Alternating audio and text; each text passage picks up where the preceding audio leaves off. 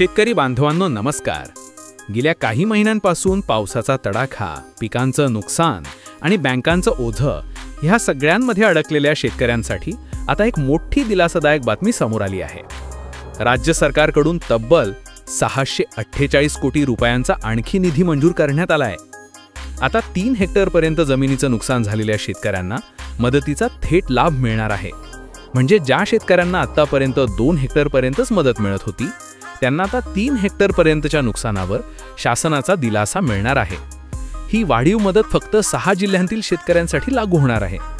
हे 6 जिल्हे म्हणजे वर्धा, यवतमाळ, अमरावती, अहिल्यानगर, जालना, धुळे आणि नाशिक। या भागांमध्ये पंचनामे लवकर पूर्ण केल्यामुळे ह्या जिल्ह्यांना विशेष सवलत देण्यात आली आहे।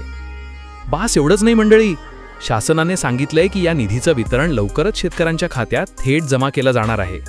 ह्या निर्णयामुळे तब्बल 7 लाख हेक्टर अतिरिक्त क्षेत्र आता मदतीच्या पात्रतेत आलंय।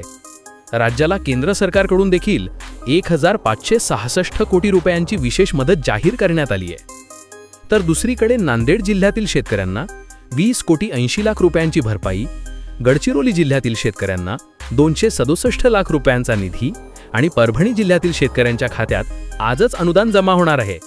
कापूस, सोयाबीन, कांदा, उडीद या सगळ्या पिकांना यंदा अतिवृष्टीचा मोठा फटका बसला होता।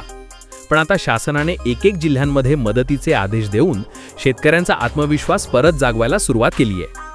हवामान खात्याने पुन्हा 23 ते 28 ऑक्टोबर दरम्यान काही ठिकाणी अवकाळी पावसाचा इशारा दिला असला तरी सरकारने सांगितलंय की नुकसानग्रस्त शेतकऱ्यांना 1 रुपया देखील ठकवला जाणार नाही। म्हणूनच शेतकरी बांधवांनो, जर तुमचं गाव ह्या 6 जिल्ह्यांपैकी असलं तर ही बातमी तुमच्यासाठी खूप मोठी आहे। सरकारकडून मिळणाऱ्या या निधीचा फायदा मिळवण्यासाठी तुमचं नाव आणि खात्याची नोंद तपासा, कारण आता मदतीची रक्कम थेट तुमच्या बँक खात्यात जमा होणार आहे। या व्हिडिओचा शेवट करताना एकच सांगू इच्छितो, जमिनीचा कणा अजून तुटलेला नाही, कारण शेतकरी अजूनही लढतोय। जय शिवराय, जय किसान।